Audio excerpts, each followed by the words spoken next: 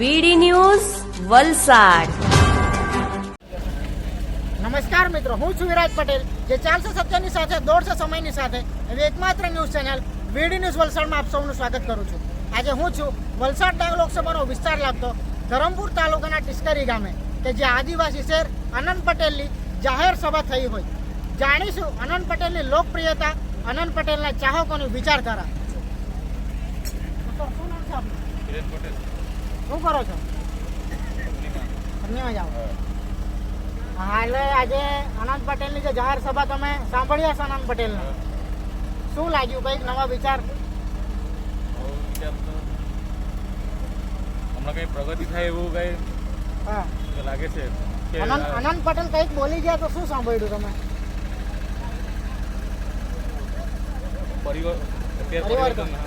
પરિવર્તનનો માહોલ. આનંદ પટેલ આવવા જોઈએ તમારા માટે શું છે? આનંદ પટેલ જ ચાલે, એક જ ચાલે, આનંદ પટેલ જ ચાલે. કેમ પણ આનંદ પટેલ જ ચાલે? આનંદ પટેલ અમારે પરથી ઉભા રહે એવા છે માણસ છે, એ માટે આનંદ પટેલ અમને જોઈએ, બીજું કોઈ જોઈતું નથી. એવું તો બીજા પક્ષમાં કોઈ નહીં આવે? કોઈ પક્ષમાં કોઈ આવે નહીં. એવું જ્યારે જરૂર પડે ત્યારે આનંદ પટેલ જ આવે. એવું જ્યારે બોલાવે ત્યારે અડધી રાતે બી આવી જાય. એવું છે. તો શું નામ છે આપનું? કિરણ પટેલ, ક્યાંથી આવ્યા? કાકડકુવા. કાકડકુવાથી આવ્યા. આજે જે જાહેર સભા થઈ છે આનંદ પટેલ સાહેબની, તમને શું લાગે છે એનો જોર છે આનંદ પટેલ સાહેબનો? અરે વલસાડમાં એક જ ચાલે, આનંદ પટેલ જ ચાલે. જ્યાં જોવું ત્યાં આનંદ પટેલ જ માહોલ છે. જેમ કહેવામાં આવે છે ને કે મોદીની લહેર ગઈ છે, હવે આનંદ પટેલની લહેર આવે છે. એવું છે. હા, શું કારણ કે આટલી બધી લોકપ્રિયતા આનંદ પટેલ માટે? લોકોના મસીહા છે, મસીહા તરીકે ઓળખતા થયા છે આનંદભાઈને. અને જ્યાં જોઈ ત્યાં લોકો પોલીસ સ્ટેશન કે વકીલો પાસે નથી જતા, પહેલા આનંદભાઈને યાદ કરે છે. ભાઈ સુખ દુઃખ આવ્યું પહેલા લોકો કોઈ બહાર નથી જતા, આનંદભાઈને યાદ કરે. આનંદભાઈ એની ટાઈમ રાત્રે 12 વાગે ફોન કરો, કલાકમાં હાજર થઈ જાય છે. ત્યારે અમારે આ વલસાડના એવા નેતાઓ છે, ભાજપના ધારાસભ્ય છે, સાંસદ છે, બધા બંગડીઓ પહેરીને ઘરે બેઠા છે. એક બી ફોન કરે, કોઈ દિવસે સુખ દુઃખમાં સાથે નથી આવતા. બધા પોતાની તિજોરીઓ ભરવા પર બેઠા છે. ભાજપના ઉમેદવાર ધવલભાઈ તો એમ કહે છે કે હું જીતીશ તો આદિવાસી સમાજનો વિકાસ કરીશ ને વાપીનો ઇન્ડસ્ટ્રીનો વિકાસ કરીશ વગેરે. અરે ધવલભાઈને અમે ઓળખતા બી નથી. પ્લસ ઉપરથી શું છે કે 10 વર્ષ સાંસદ કેસી પટેલ આપ્યા, એ વલસાડમાં રહીને અમારું કામ નથી કરી શકતા. સુરતથી પેલા ધવલ પટેલ આવીને શું કરવાના? અમારું તો કંઈ નથી કરે. અમે કોઈ દિવસ ત્યાં સુરત કામ માંગવા માટે જવાના બી નથી. અમારા માટે આનંદ પટેલ કાફી છે. બસ. તો શું નામ છે આપનું? પટેલ. તમારા માટે કોણ આવવું જોઈએ, આનંદ પટેલ કે ધવલ પટેલ? આનંદ પટેલ. એનું કારણ? એ મસીહા છે, આદિવાસીઓને વિચારે છે, પછી પડખે આવીને ઊભા રહે છે. કપરાડામાં જે ઘર તોડવામાં આવ્યું, અહીંયા જઈને પણ ઊભા રહ્યા છે. એના સપન માટે પણ લડ્યા છે. આપણે પ્રોજેક્ટના બે કાર્યકર્તા હતા, એ લોકોને કોન્ટ્રાક્ટ બેઝ પર લીધા, અહીંયા એને લડત કરેલી, પછી એના ઘણા કામો કર્યા છે. સર શું નામ છે આપનું? કિરણ પટેલ. તમે જે આજે વાત કરી ઇન્ડસ્ટ્રીયલ નોકરી આપવાની, આજની તારીખમાં મેં આજે વાપી ઇન્ડસ્ટ્રીમાં ઇન્ટરવ્યુ આપીને આવ્યો. આજે એ લોકો શું કહે કે 50ની વજન જે આપણે 50 કિલો, હવે માણસને મારે જે સામાન્ય માણસ થાય, મારે તો આજે થઈ ગયું 50 કિલો વજન, મારો નંબર બી લાગી ગયો. મારાથી ધારો કે નબળા વર્ગના પતલા માણસ હોય, સિંગલ બોડીના 50 કિલોનું વજન થાય, શું એ લોકો નોકરી નહીં કરી શકે? હા બરાબર. એ લોકો નોકરી કરવાનું ખરું કે નહીં? એ લોકોને બી તક જાય કે નહીં? ભણેલા 50 કિલો વજન હોય તો નોકરી નહીં લાગે એવું કે 50 કિલો વજન તો જાય કે નહીં? તમને વિશ્વાસ છે કે આનંદ પટેલ આવશે તો તમને રોજગાર આપશે? આપશે. એવું? હા, 100% આપશે. તો શું નામ છે આપનું? ભવેશભાઈ, નાની વયાળ ગામમાં. આનંદ પટેલના જે સાંભળ્યા છે, શું લાગે છે આનંદ પટેલ આવશે કે નહીં? સાંભળ્યા આજે જ નહીં, અમે કાયમ રોજના જ સાંભળતા છીએ. અને આવશે નહીં, એને લાવીશું જ. અમારો બધાનો સંકલ્પ કરી લીધો છે કે એને લાવીશું જ. એ તો આવવાના જ છે, પણ અમે બધા એને વાત્ય લાવીશું. સૌથી ગુજરાતમાં સૌથી વધારે લીડથી જો કોઈ જીતે એવું લાગે તો અત્યારે અમારી વલસાડ ડાંગ લોકસભાના આનંદભાઈ જ અમારી નજરમાં તો લાગતા છે. ભારતીય જનતા પાર્ટી તો એમ કહે છે કે આનંદ પટેલ ખાલી વિરોધ આંદોલન જ કર્યા કરે, વિકાસ કરતા નથી. પણ વિરોધ પક્ષનું કામ તો એ જ હોય ને કે જનતાના જે હવે સરકારમાં જે બેહેલા હોય એ જ લોકોને તો આપણા જે ભૂતપૂર્વ સાંસદ એટલે કે જે કેસી પટેલ, એને તો આપણે જોયા છે મીડિયાના માધ્યમથી ઊંઘતા જોયા છે. તો એ લોકો નથી કહેતા, પણ જે આપણા આદિવાસી પ્રજા માટે જે વિરોધ જે અન્યાયનું કામ કરતા હોય, સરકાર જે કંઈ બી આદિવાસીની જમીનો કે એ પડાવવાના કામ કરતા હોય તો તેનો જે વિરોધ કરતા છે તો એ તો એમને તો આંખમાં જે આપણે તણખલું કે કચરું જાય ને એવું ખટકતું છે. પણ એ વસ્તુ એ લોકોએ કાઢવી પડશે. અને અત્યારે જે ગઠબંધનની સરકાર દ્વારા જે અનંત પટેલનો જે માહોલ અહીંયા આગળ થયો છે, તો એની અસર આદિવાસી સમાજના જે આપણા જે અહીંયાથી ઉમરગામથી લઈને અંબાજી સુધીના તમામ જગ્યાએ એના પડઘા ત્યાં પણ ગુંજતા જ છે. એટલે અનંત પટેલ એક આદિવાસી સમાજ માટે એક મિસાલ બની ગયેલા છે. વિરોધ પક્ષનું કામ હોય કે જે પણ સરકારને જે બી ક્ષતિ હોય એને સુધારવાનું, એ તો વાત બરાબર છે. પણ તમને વિશ્વાસ છે કે અનંત પટેલ જો સત્તામાં આવશે તો ખરેખર વિકાસ કરશે? ખરેખર 100% કરશે. 100% અમને પૂરો ભરોસો છે કે અમારા આદિવાસી સમાજનું, અને આદિવાસી સમાજનું જ નહીં પણ આ વિસ્તારના સમગ્ર જાતિના તમામ માણસોનું સારામાં સારું કામ કરશે. મેડમ, શું નામ છે આપનું? ઋતિકા પટેલ, ક્યાંથી આવ્યા? કાગળપુરાથી. આજે અનંત પટેલ સાહેબને તમે સાંભળ્યા હશે, શું લાગે છે, આવશે કે નહીં? આજે ની અમે દરરોજ જ સાંભળ્યા ને આનંદ પટેલ 100% આવી જાય.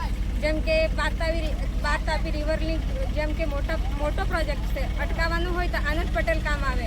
આશાબેનના કોઈ પણ સવાલ હોય તો આનંદ પટેલ કામ આવે. જળ જંગલ જમીન બચાવવાનું હોય તો આપણે આનંદ પટેલ કામ આવે. તો હવે આપણે આનંદ પટેલને કામ આવીશું અને આપણે આ ચૂંટણીમાં આનંદ પટેલને જીતાડીને દિલ્હી ગજાવી કાઢવું. મિત્રો, અનંત પટેલ માટે આટલી લોકપ્રિયતા તો ભારતીય જનતા પાર્ટી તરફથી શું નારાજગી છે મિત્રોને જાણીશું આપણે. તો સર, શું નારાજગી છે ભારતીય જનતા પાર્ટી તરફથી? ભારતીય જનતા પાર્ટી એમ તો પહેલેથી વાયદા પર વાયદા જ કરતી આવે છે. એક અમારા જ વિસ્તારનો ધરમપુરના ધારાસભ્યના ગામની જ વાત કરું તમને, તો હવે અમારા ગામમાં પીએચસી છે. પીએચસી સેન્ટર ખાતે 108 ની સુવિધા અમને આપવામાં આવી હતી. ભાજપના જે અમારા ગામના મોટા કાર્યકર્તા છે, એમની પર્સનલ દુશ્મનીના કારણે એ 13-14 ગામ વચ્ચે જે અમને સુવિધા મળતી હતી એ સુવિધા એમણે અહીંથી હટાવી દેવડાવી છે કોઈ પર્સનલ કારણના કારણે. એના થકી અમારા 13-14 ગામના આરોગ્ય સાથે છેડછાડ થઈ છે. એના માટે અમે સાંસદ સભ્ય, જિલ્લા પંચાયત પ્રમુખ, ઉપપ્રમુખ, ભાજપના ટોટલ હોદ્દેદારોને અમે રજૂઆત કરી છે. હજુ સુધી બી અમારી રજૂઆત નથી. આજે 4 મહિના થઈ ગયા. અમારે કોઈ એક્સિડન્ટ થયું તો લોકોને અકાળે મૃત્યુ થાય છે, પણ એ સુવિધા નથી આપવામાં આવતી. એ તમારા મીડિયાના માધ્યમ દ્વારા અમે કહેવા માંગીએ છીએ ભાજપના હોદ્દેદારોને કે હવે પછી અમારા ધરમપુર વિસ્તારમાં કે અમારા 13-14 ગામમાં જે આ 108 ની સુવિધા હટાવી, જ્યાં સુધી તમે નહીં આપો ત્યાં સુધી અમારા વિસ્તાર પર મત માંગવા નહીં આવતા. આવશો તો કાળા વાવટા ફરાવીને અમને પાછા તમને રિટર્ન કરશો. સત્તાધારી પક્ષ દ્વારા 108 ની સેવા બંધ કરાવી દેવામાં આવી. હા, એ અમારા પર પુરાવા સાથે છે અને અમારા ગામના જ ભાજપના હોદ્દેદાર વ્યક્તિઓએ 108 ની સુવિધા હટાવી છે. એ અમે પુરાવા સાથે રજૂ કરી શકીએ છીએ. અમે વારંવાર ધારાસભ્યને રજૂઆત કરી, સાંસદને બધા જ હોદ્દેદાર વ્યક્તિને રજૂઆત કરી છે, પણ એક પણ પ્રશ્ન નથી સાંભળતા. એટલે અમે તમારા મીડિયા થકી અમે એક મેસેજ પહોંચાડવા માંગે છે કે ભાજપ એટલું આરોગ્ય સાથે છેડખાની કરે છે, અન્યાય કરે છે. આજે આદિવાસી સમાજ છે અમારો આખો વિસ્તાર, તે છતાં બી અમારું નથી સાંભળવામાં આવતું. તો પછી આવતી આ ઇલેક્શનમાં શું ધવલ પટેલ શું અમારું સાંભળવાનો છે? એટલે ધવલ પટેલને બી એક મેસેજ અમે આપવા માંગે છે, અમારા એ વિસ્તારમાં મત માંગવા નહીં આવવું. જ્યાં સુધી અમારી 108 ની સુવિધા પાછી અમને નહીં આપવામાં આવે ત્યાં સુધી અમારા વિસ્તારમાં નથી આવવું. સર, શું કહેવો છો આપ? આપણે ટિસ્કરી ગામના છે વતની, કલ્પેશ પટેલ નામ છે. આપણે દર વખતે એ લોકો કહી જાય કે આપણે ટિસ્કરી તળાવમાં પાણી પાડીએ, તળાવમાં પાણી આવશે એમ, પણ પાણી આવે નહીં. ગાય ભેંસ બી પાણી પીવા માટે છે ને અહીંયા તરસતા રહી, બરાબર. હા, તો ટિસ્કર ગામમાં પાણી આવવું પડે. અહીંયા તળાવમાં પાણી પાડવા માટે દર વખતે કહી જાય કે પાણી આપીએ. આ વખતે આનંદ પટેલ સાહેબ કહી ગયા છે કે પાણી આવશે, અમે આનંદ પટેલને છે ને વોટિંગ કરીને. તો સર, એક જ ચાલે, અનંત પટેલ ચાલે. આટલી લોકપ્રિયતા અનંત પટેલ માટે, તો જે સત્તાધારી પક્ષ ભારતીય જનતા પાર્ટી, એના માટે શું નારાજગી છે તમને? નારાજગી તો સાહેબ આજે જે યુવાનોમાં બેરોજગારી જોવા મળી છે, એટલે કે અત્યારે દેશ આઝાદ થયો ત્યારથી અત્યાર સુધીમાં કંઈ નહીં. અને બીજી વાત કે અત્યારે જે માર્કેટમાં ચાલતું છે એ લોકોના ટ્રેન્ડ એવા ચાલે કે કોંગ્રેસની સરકારમાં આટલા કિલોમીટર રસ્તા બનતા હતા, જ્યારે અત્યારે આટલા બનતા છે. તો આપણે એક વસ્તુ આપણે લોજિકલી વિચારીએ કે જે ડુંગરોમાંથી રસ્તાઓ કાઢવાના હતા તો ત્યાં ડાંબર જ તો નહીં પાડવાના હતા ને. એના માટે પહેલાં જે પાયાનું કામ કર્યું છે સરકારે, તો એના માટે સમય અને પૈસાનો બધી રીતનો અભાવ તો થયેલો જ હોય ને, કે ડાયરેક્ટ ડાંબર પાડી દીધો એટલે રસ્તા બનવા લાગે એવું તો ના હોય. તો આ રીતના ઘણા બધા એવા કોંગ્રેસની સરકારમાં કાર્ય થયા છે. અને બીજી વાત કે એ લોકો નારાજગી એટલા માટે છે કે એના જે લોકલ અમારા MLA સાહેબ કે જે કંઈ બી હોય તે, તો એ લોકોનું નિવેદન એવું છે કે ધારો કે કોઈ ગામમાંથી એમને મત ના મળ્યા હોય તો એ લોકો ડાયરેક્ટલી કે એ ગામવાળા આપણને સપોર્ટ નહીં કરતા હોય તો આપણે એ ગામમાં કામ નહીં કરવાનું. આ વસ્તુ એટલી આપણે લોકશાહીનું એટલું બધું એમ લોકશાહીને નુકસાન કરતા છે કે જે રીતે ગ્રામ પંચાયતની ચૂંટણીમાં બી આપણે જોઈએ કે કોઈ વોર્ડમાંથી જો સરપંચને મત ના મળ્યા હોય ને એ સરપંચ જીતી ગયો હોય તો એ જાણે કે એનો એમ 7 પેઢીનો દુશ્મન હોય ને એવી દુશ્મનાવટ કરતા હોય. તો તે જ વસ્તુ અત્યારના અહીંયાના લોકલ MLA MP લોકો બી એ વસ્તુ જ કરી રહેલા છે. જ્યારે અનંત પટેલ એક એવા વ્યક્તિ છે કે જેણે આ ડ્રાઈવરોનું આંદોલન હોય કે જે કોઈ બી હોય ત્યારે કોઈ બી પાર્ટી કે કોઈ બી સંપ્રદાય કે કોઈ જાતિને લઈને નહીં લડ્યા. એ અહીંયાના લોકલ વિસ્તારના જે કોઈ બી માણસો છે, વ્યક્તિઓ છે, અહીંયાના કોઈ પણ સમાજનો વ્યક્તિ હોય એને કંઈ પણ જાતની તકલીફ પડતી હોય તો તે આખા આ વિસ્તારના એરિયાના લોકોને લઈને લડ્યા છે. તો એ ખૂબ જ સારામાં સારી વસ્તુ છે અને કોઈ પણ નેતામાં આ રીતની ભાવના હોવી જોઈએ. તમે એકવાર જીતી જાઓ એટલે તમે બદલો નહીં લઈ શકો કે આ ફલાણા વોર્ડમાંથી કે ફલાણા એરિયામાંથી મને મત નહીં મળે તો હું શું કામ કરું, એવું નહીં હોવું જોઈએ. કારણ કે એ આ અહીંયાની બહુમતીથી એને વિજય અપાયો છે તો એણે દરેક લોકોને ધ્યાનમાં રાખીને કામગીરી કરવી જોઈએ. જે અનંત પટેલમાં છે તો એના માટે કરીને એમની લોકપ્રિયતા ખૂબ જ વધી ગયેલી છે આ એરિયામાં. ચૂંટણીનો પ્રચાર જે અંતિમ પડાવમાં છે, હવે ગણતરીના જ દિવસો બાકી રહ્યા છે, ત્યારે રાત્રિ સભા જે છે એ કેટલી ઉપયોગી નીવડશે?